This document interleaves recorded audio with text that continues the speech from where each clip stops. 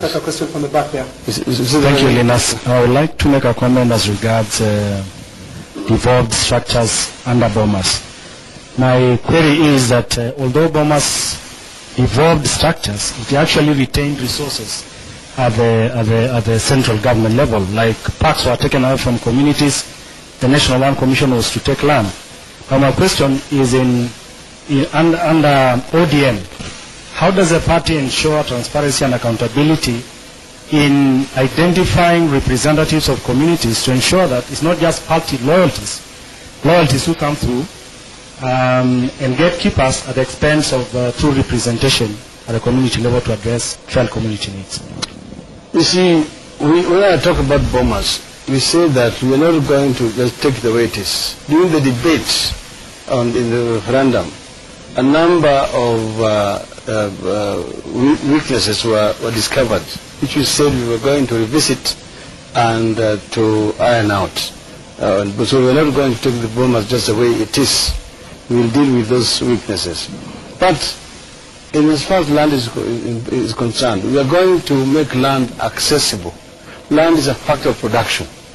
And we cannot deal with poverty that we have in this country unless we make the factors of production accessible to the majority of our people.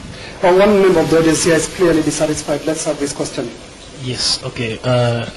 Honorable Raila, I wish to ask you the question that maybe people are saying that you may get elected as the president of this country come next year, but the other side of the coin also has got a side B. You may not, but you may go in as an official leader of the opposition.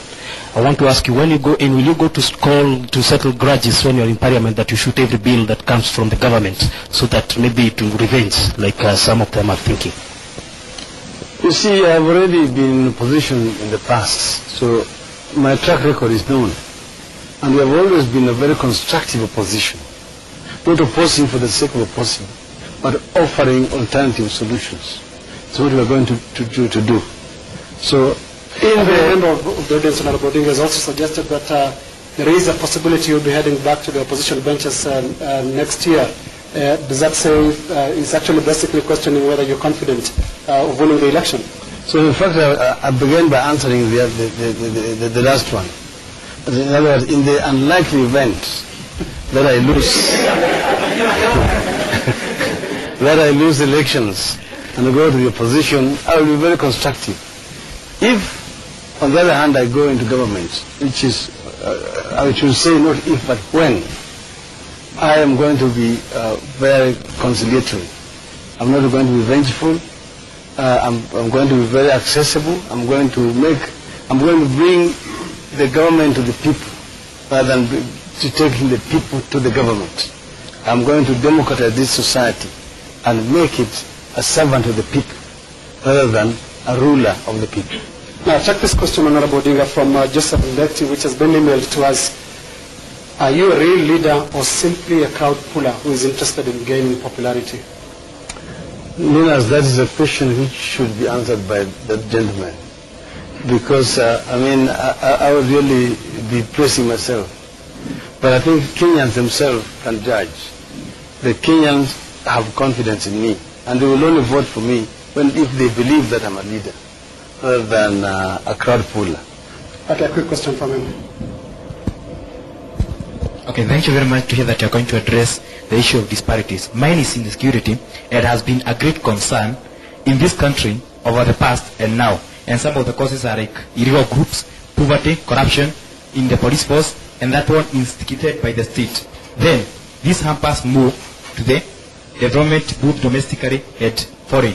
Then my question is, what are your measures, if at all you are elected the president, to reduce, if not completely, alleviate the menace? Thank you. First, there's the insecurity that is poverty related. That one you do not deal with by employing more policemen, because people will get involved in crime to survive. If somebody has a choice between starving to death and stealing to survive, he will steal. So we need to create more wealth in this country. That's how we deal with that kind of insecurity. On the other hand, there's one which is corruption related, which the police force gets involved in. We need to deal with the issue of corruption, and I've already answered that question before. Then there's another one which comes as a result of insecure borders, arms coming from our neighbors and so on. We need to address the issue of regional security. But there are others which are state instigated. Like now you can see Mount Elgon, you can see Mungiki, and so on. Those are insecurities that we can deal with if there's a resolve and determination to deal with them. And I've assured the people of Kenya that if I do get into government, within 3 months there will be no Mungiki menace. It will be history. We will have completely solved it. Now, Honorable Odinga, what sets you apart from your opponents? You have a number of people who you are going to fight against, including President Mwai Kibaki, whose economic record has been widely acknowledged as having been very successful. What should Kenya consider, and why should it be Raila Odinga? Linus, I am addressing an agenda for change. President Kibaki and the other people who are with him are people who want maintenance of status quo. They are systems guys. Business as usual. Today now is very happy that the economy is growing at the rate of 6.3% per annum. These are the figures he's showing the people. But I'm saying down the ladder there, people are not feeling it. People are poorer. We need to transform this society.